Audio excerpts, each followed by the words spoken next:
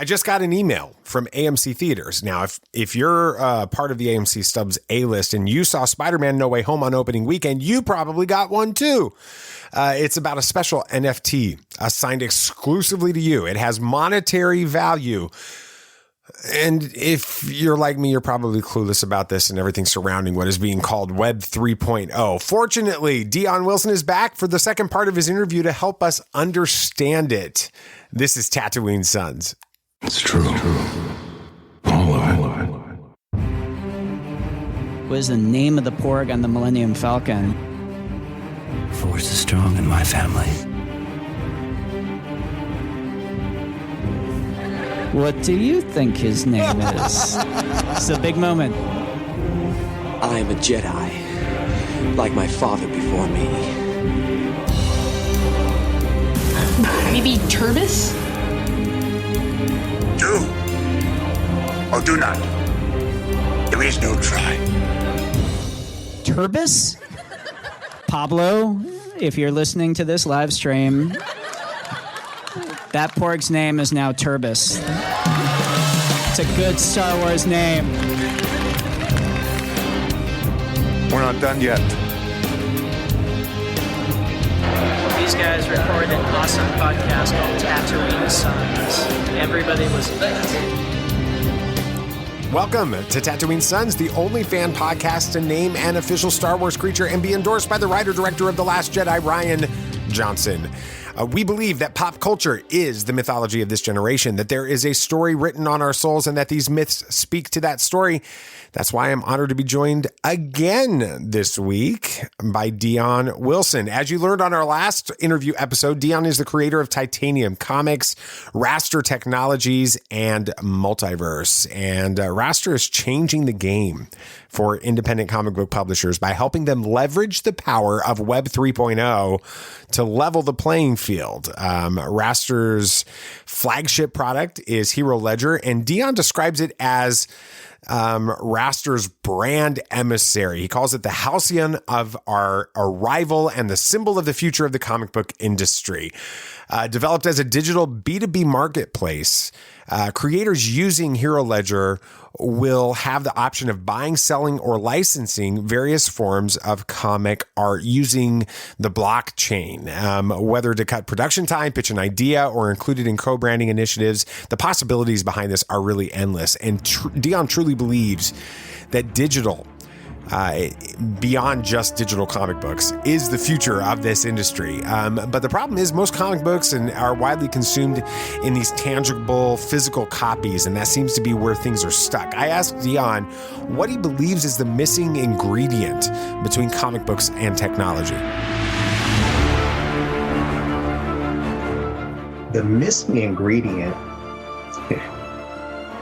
prior to our company, the missing ingredient has been the tools that really enable the individual creator and the groups of creators, of indie creators, to maximize their circulation, their distribution, the monetization, as well as collaboration between themselves and their peers, their production peers, as well as their consumers.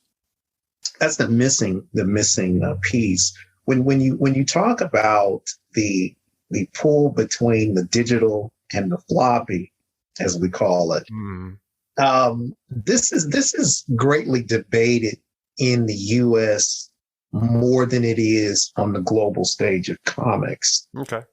In most other places, they've leapfrogged us in terms of technology, right? So we went from, we've got smartphones today, or, smart devices. We went through every iteration to get to that type of phone, right?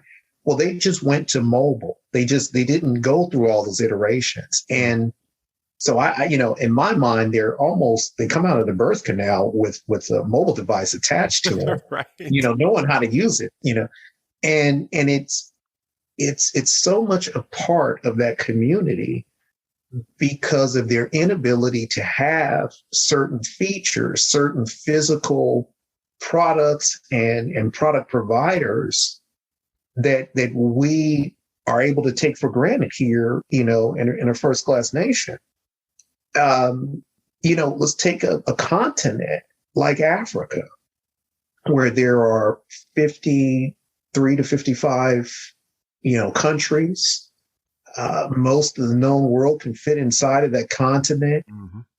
There are a lot of issues with product distribution, physical stores, things that, again, we can take for granted to some degree. They don't have that luxury. But what they do have is the ability to consume products through their mobile devices. And they're able to get those mobile devices as quickly as we are able to grab a comic off the shelf. So when you look at Southeast Asia having that same ability, and in other parts of the world too, Latin America, Asia, the Middle East, it's just a easier transition for them in digital. And really, there's no either or situation here.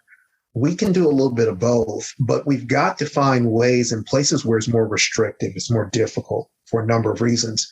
We've got to find ways to provide some physical goods,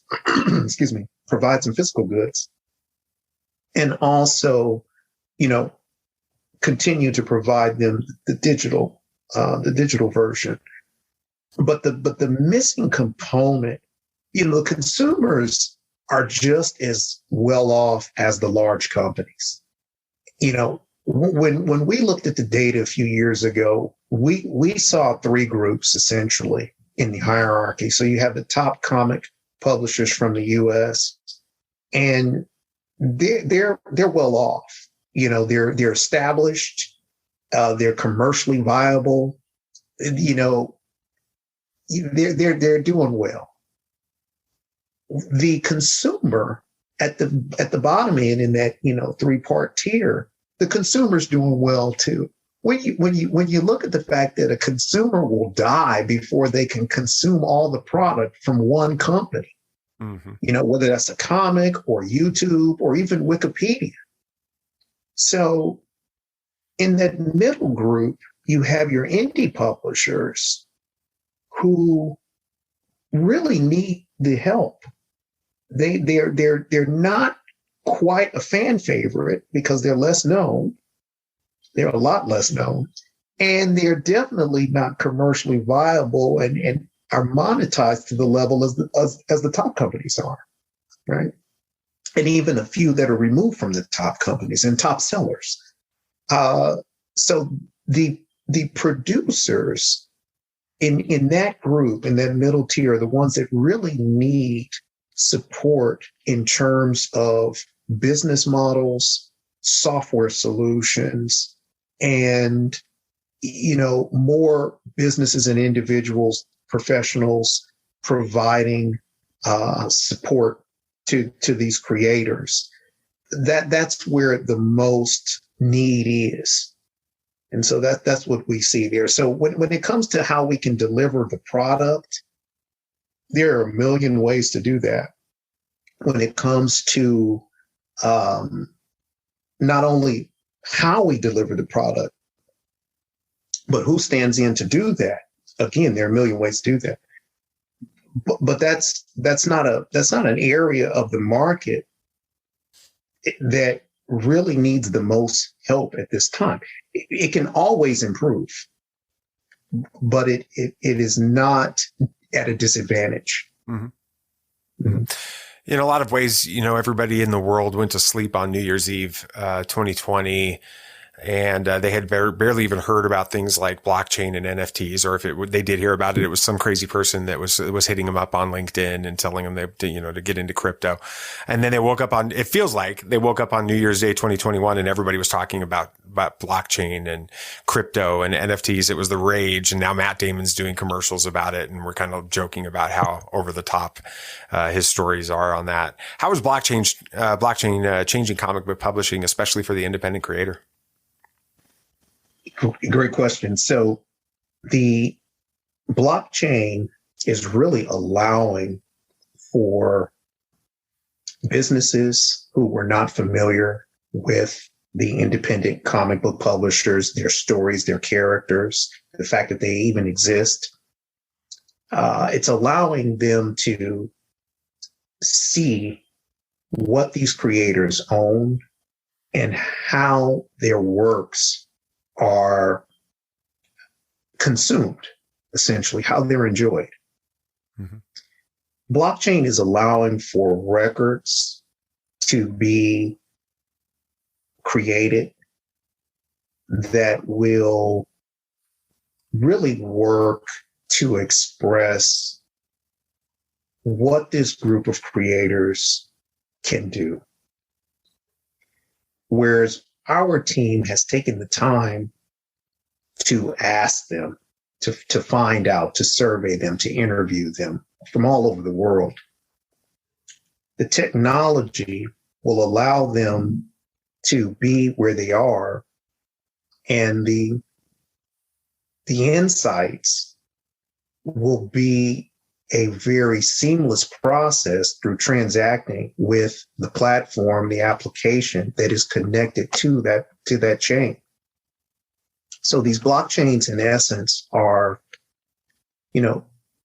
really master record repositories, and they can be as sophisticated or as simple as those that create them.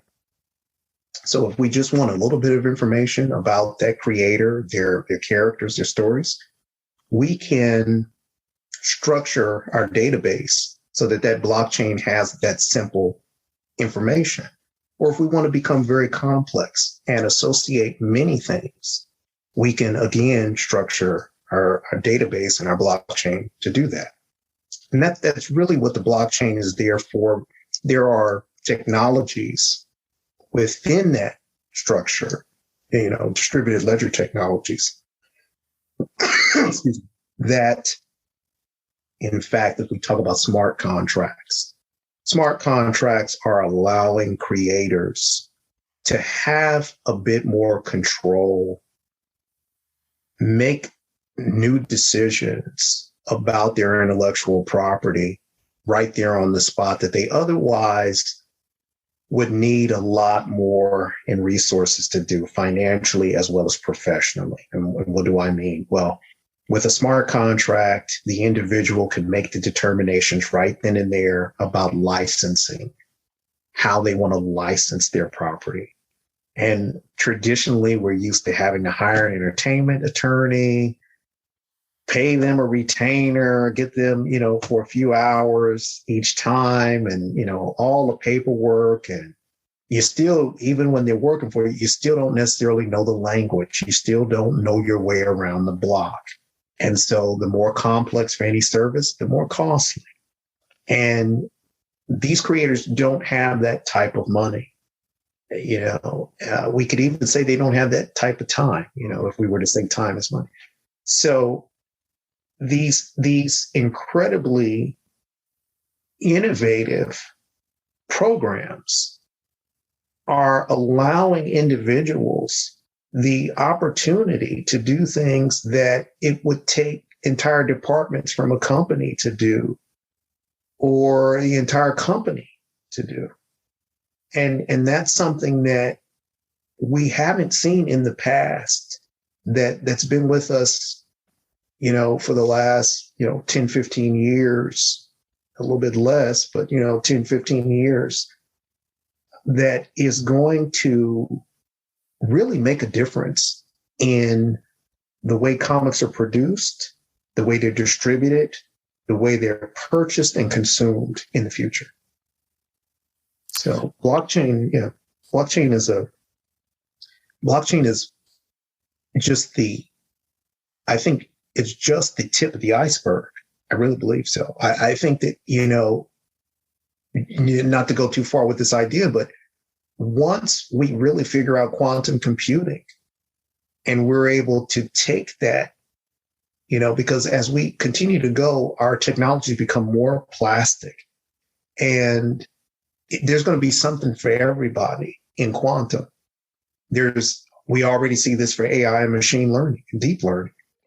So as we are able to unfold in these directions, the comic creator at the individual level, at the group level, the top creators, the bottom creators are all going to have access to tools that are going to really make the experiences from production all the way to consumption far more dynamic each and every time.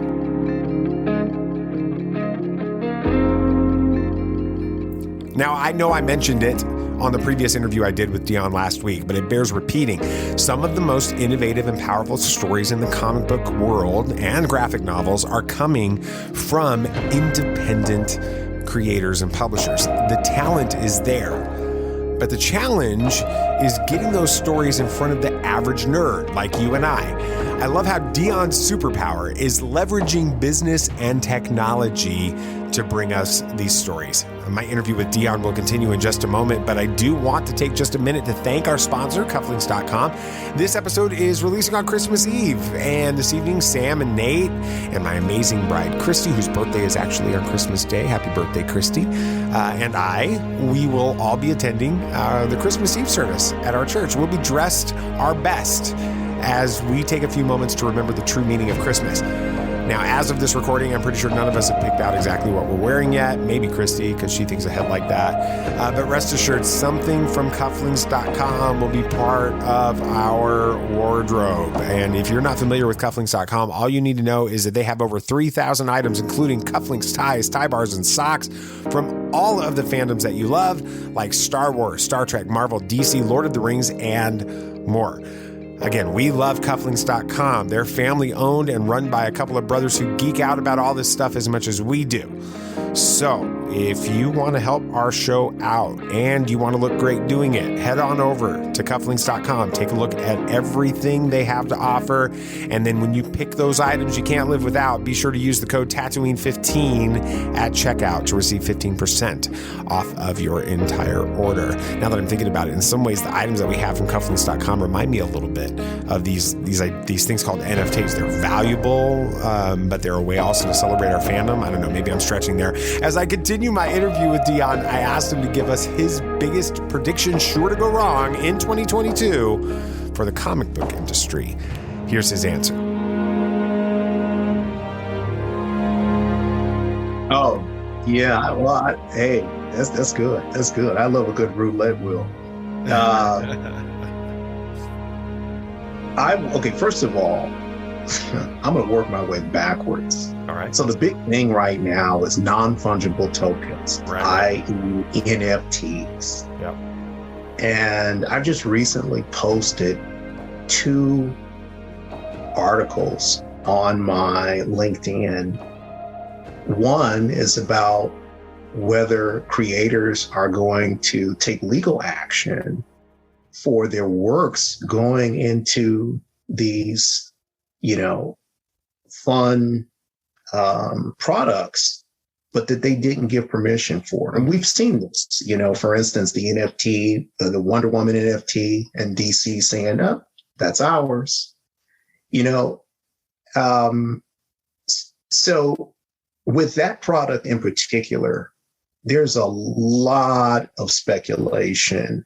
There is a lot of fanfare. There's a lot of hype, but it's not going to deliver the way that people think it will. Now we're seeing a lot of hype in the metaverse. Mm-hmm. That hype is going to, it's going to die out like it normally does. The only things that stand are the things that are stable and taking their time and progressing and being adopted and have superior utilitarian value, the real SUV, right? Right. So that's the first thing. NFTs are going to fizzle out. And this is still related to comics because there's just so much talk around art and NFTs. Mm. Well, and that's, the other post that I did was taken from someone who had posted as an artist saying, look, stop contacting me about these things. I don't want to be involved. I have real work to do here. And that person was right to a degree. We're not knocking NFTs so much, but people sometimes get a bit more exuberant in a way, as opposed to really thinking through things. Ultimately, what she's saying is, if art is your business and that's not selling, you've got to sell that. You've got to get that to sell, should I say. If you add something additional, now that's more work you have to do to learn that, to educate your consumer on that, to integrate that experiment and integrate that with the product you already have, if in fact that's what you're going to do. That's more cost, more time. And if you can't get your main product to sell, and it wasn't a strategy to move into this area because it is in fact a vehicle that will help you to do so, then it's a lose-lose. And we're going to see a lot of that. Sadly, unfortunately, we had someone leave our group because, the exuberance of the NFT market got to them. And, that's not why we're here. We never got into the business we were in because it's exuberant. In fact, it's a dirty business. We're constantly sweating and crying and trying to, get things together. Because we understand at the deepest level that the comic book is still king. When conventions have gone the way of television shows, excuse me. And what I mean by that is, you go to a major convention today, you're going to a panel about a television show that has nothing to do with comics. You're seeing billboards that have nothing to do with comics. And that's okay. I mean, these guys are paying for it, but it's a comic convention, maybe change the name to entertainment convention. Right. Well, they're doing that. They're calling them pop culture cons and fan expos now because of that. You had better, because the guys that had really been the sole feature of the stories and the illustrations are all pushed to the corner, and people go right by them, not even realizing who they are unless they are hardcore into that product, the comic book. But I digress. So NFTs are going out. They're not going to have the fanfare. This metaverse thing is not going to have the fanfare either. The cost, the research, the sheer resources that are needed for indie creators to really profit from that, it's not going to be there. Not to say one or two won't, but sure, as a group, most won't. The other thing with the comic book industry, we can say goodbye to the retail stores. We can say goodbye to them. In fact, they were not on their best leg pre-COVID. There were already issues happening there. And this is not the first time, but it is, I would have to say, it's been a pivotal moment. Pre-COVID for retailers has been a pivotal moment to show that, it's hard to compete against the online retail model. It's difficult. Number one, if people are there to buy comics, they want the experience, they might be new. They may not feel comfortable in the shop. They may try, but they may not. And so they may retreat, like a lot of the creators, a lot of the consumers of comics. A lot of them are more introverted. So, it'll be easy for them, even if they're trying to open up, to have an experience that's negative and just to kind of close back down, but also cost, not having to go through the friction of getting dressed and, putting gas in the car, going across town or whatever to get the comic, maybe get hassled and then get the comic or whatever. You're able to click a few buttons and it's, either you read it right there or it's on its way in the mail, you see. And so the retailers, I think, and this is a whole nother conversation. It won't make them the bad guys, but I do believe that over the years, they've shot themselves in the foot. And I think that's something that we can't be honest about in the comic book industry, is to really call each and every group, including independents. I mean, I have my things about them, but to call each group on how they have actually been counterproductive to the ecosystem's ability for all to be more successful, you see. So the retailers are on the way out. The superhero film thing and superhero show thing, that's I think that we're going to move like we do. We're going to go, we had the heights of comic book films, and it's not to say we won't keep having them, but the few years of Marvel that we had, the magnificent years, I don't think we'll see that again. And I don't believe that DC will pick up the slack for that. What I see is the film industry in general is shifting more towards the fantasy, sci-fi, and horror. Those will come back. And maybe they'll have elements of those things, obviously. But, I think we're going to transition through the superhero cycle, television and movie cycle, to our other genres. I think, and maybe they'll be created by, maybe we'll see, Werewolf by Night or something like that, or, some other fantasy, horror fantasy by the comic creators, but we're going to shift from the superhero genre. It's not going to be hot and heavy over the next coming years. I think, you'll get a few more stories out there that people are dying to see, but I think there's a bit of burnout by the producers, the industry, the actors and actresses, and definitely the consumers, So those are my predictions. There you go. Oh, I think the last one, one more. Indie creators are going to become the new thing. Okay. They're going to grow at a phenomenal pace in the next 10 to 15 years.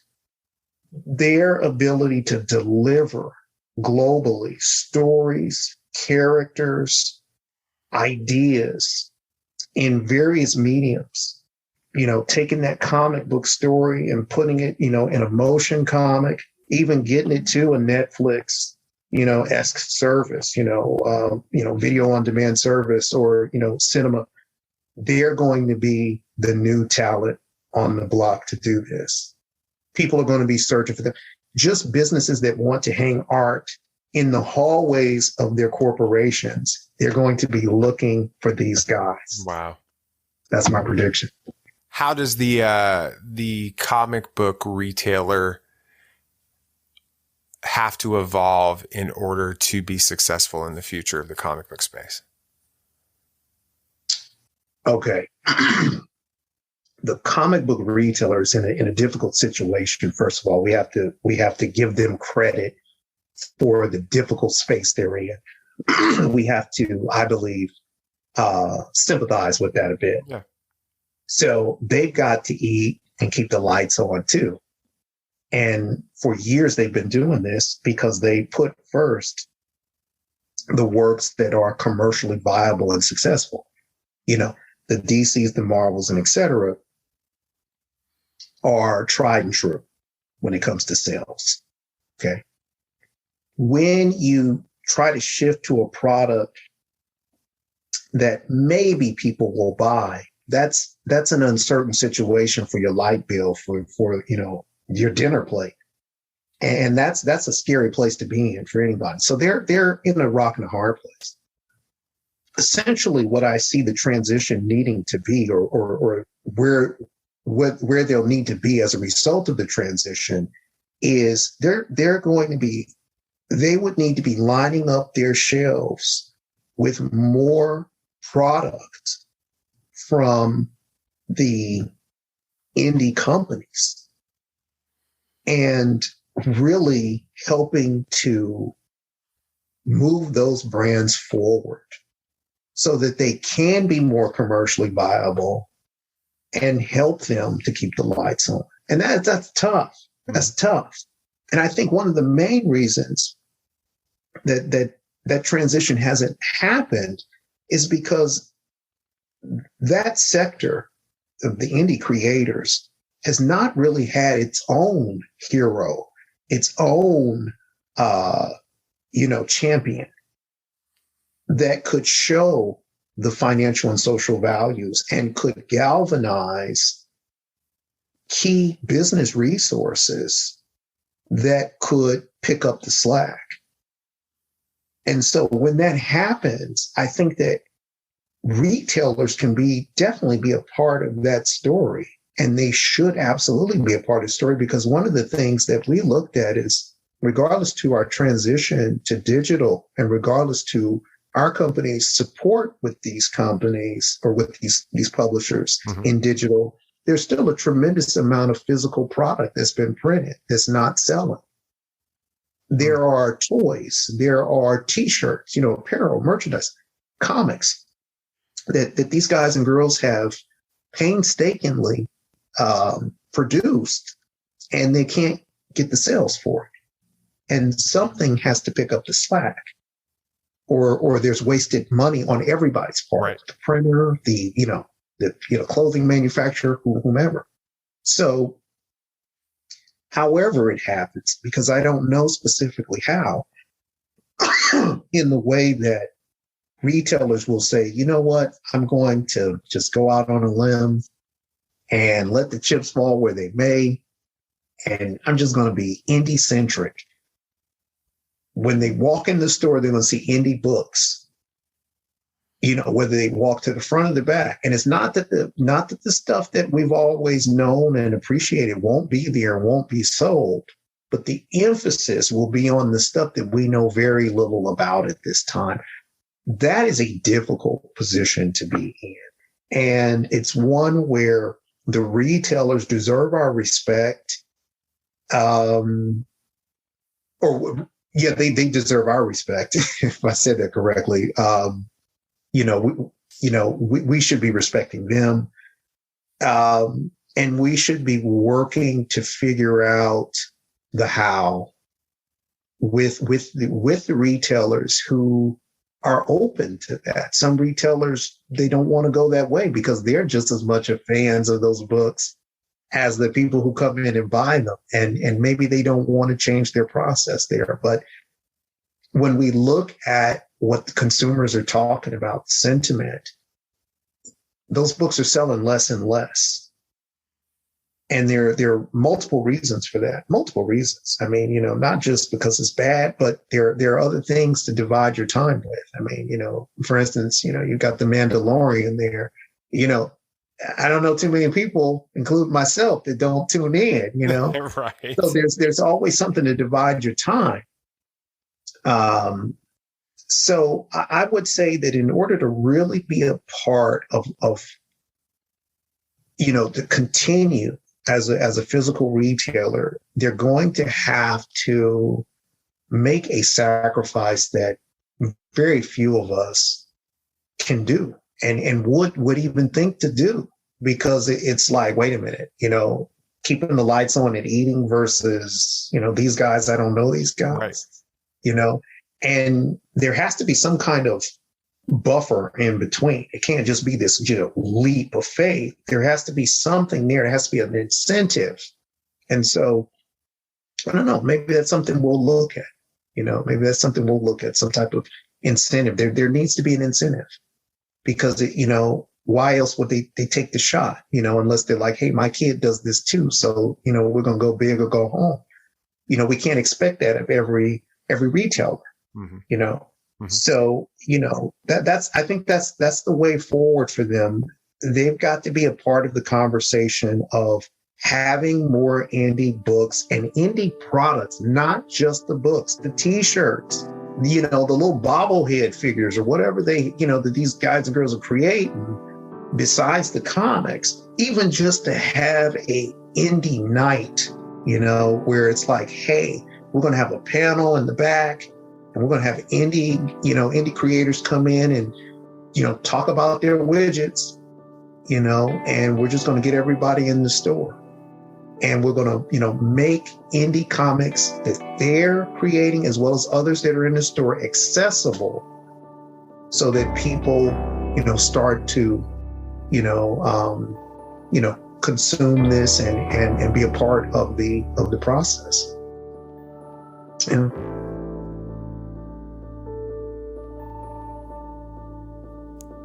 BB Nate is at a major disadvantage now when it comes to comic books because we don't have a comic book shop within an hour of where we live. And just today, I even heard a friend talking about the challenges that he has with getting physical comic books in hand during the COVID era because he's being extra careful due to personal health issues. Comic book retailers must evolve in 2022, or they're going to go the way of the dinosaur.